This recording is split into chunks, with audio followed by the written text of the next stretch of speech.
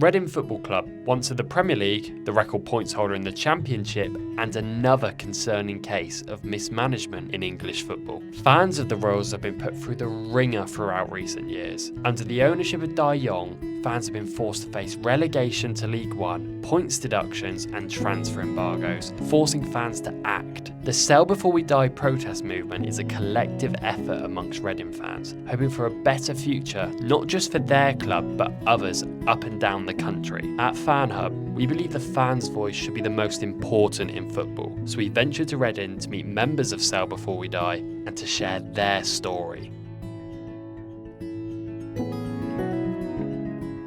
I have supported Reading since I was 7 years old, so without giving my actual age away, mid-80s. Since 05-06, to be honest, that was my first. I went to my first games that season. They sold me on a false dream that Reading was a good football club to support. Just that adrenaline rush going into the ground, because one of my first games was 07-08 facing Liverpool. It was a massive club and us just winning, and it's just, I don't know, I've just never heard noise like that as well when the goals went in, and it was just so exciting. I used to travel to the games with my dad. He grew up, his dad was a Reading fan. My family history is all Reading, so he used to go to games with his dad, and I think he really wanted a boy when I was born, but he ended up with me, so yeah, luckily for him, I guess I really enjoyed it. It's something I really got into, and yeah, it's still our shared passion to this day. Yeah, I've been hooked ever since, and that's why I'm still reeled in even with the current situation.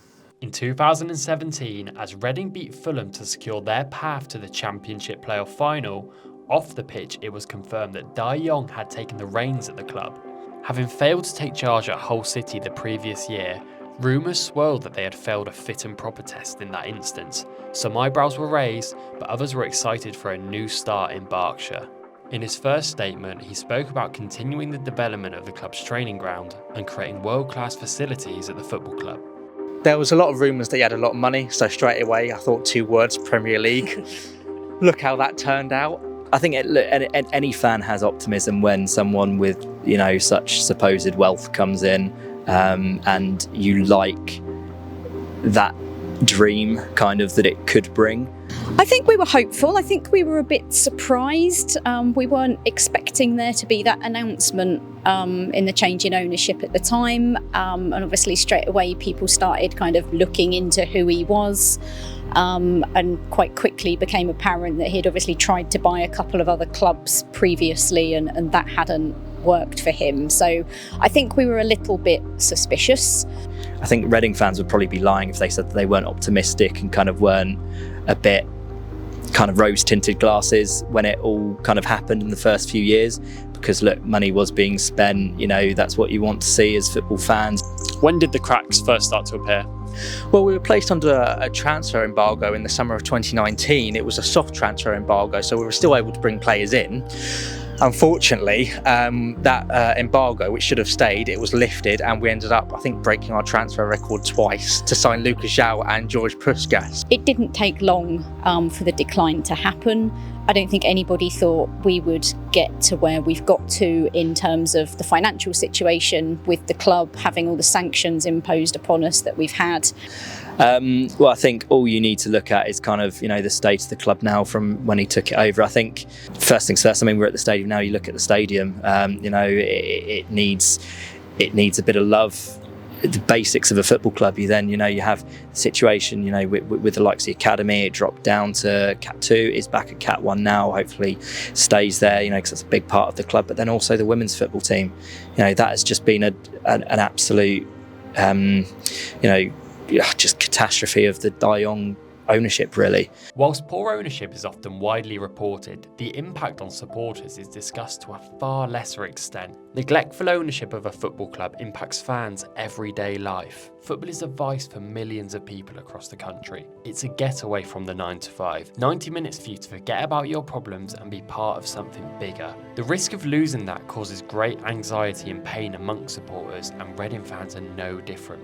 Just laying in bed thinking, how long are we going to last? It has affected me personally. It affects every walk of your life, really, because when you're a football fan, you're invested in everything, It becomes your Saturday afternoons, it becomes your Sunday evenings, your Sunday mornings, the emotion swings it gives you. But then, the last year and a bit, doing everything with the campaign, and that has a social drain, and ultimately, I probably shouldn't say this, but a drain on your work life as well. It impacts every part of your life. Do I want to be giving money to an owner who doesn't love my club as much as I do, and what's he doing with that money and where's it going? Because it's clearly not being spent on looking after a stadium, paying the bills and everything else. I'd be lying if I said that it hasn't affected me at all. I've had some pretty down days across the last year and a bit, 2 years really, because it's extended longer than just the past year. But yeah, it just impacts every part of your life, as I think every football fan could probably sympathise with. I love Reading. My bedroom is all Reading. Everything is Reading basically in my life. So yeah, I think about it all the time, and it's just, we need a solution now to the current situation that we're in, and hopefully it will come soon. Whilst protesting their club's ownership, Sell Before We Dai have been vocal regarding the need for the Football Governance Bill, which would include an independent regulator.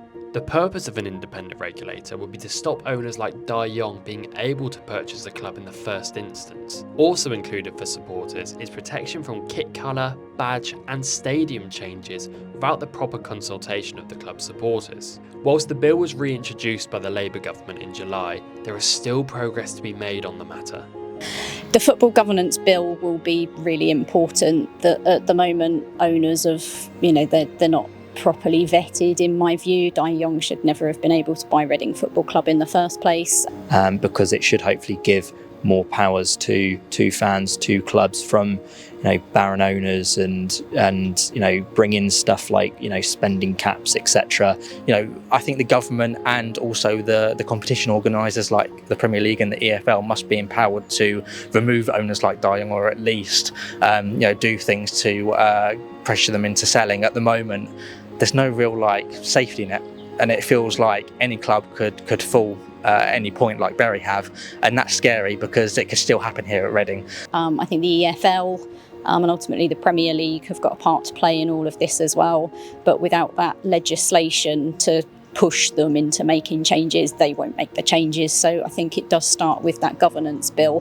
One of the most poignant issues of this saga is the attempt by Dai Yongge to sell the club's training ground.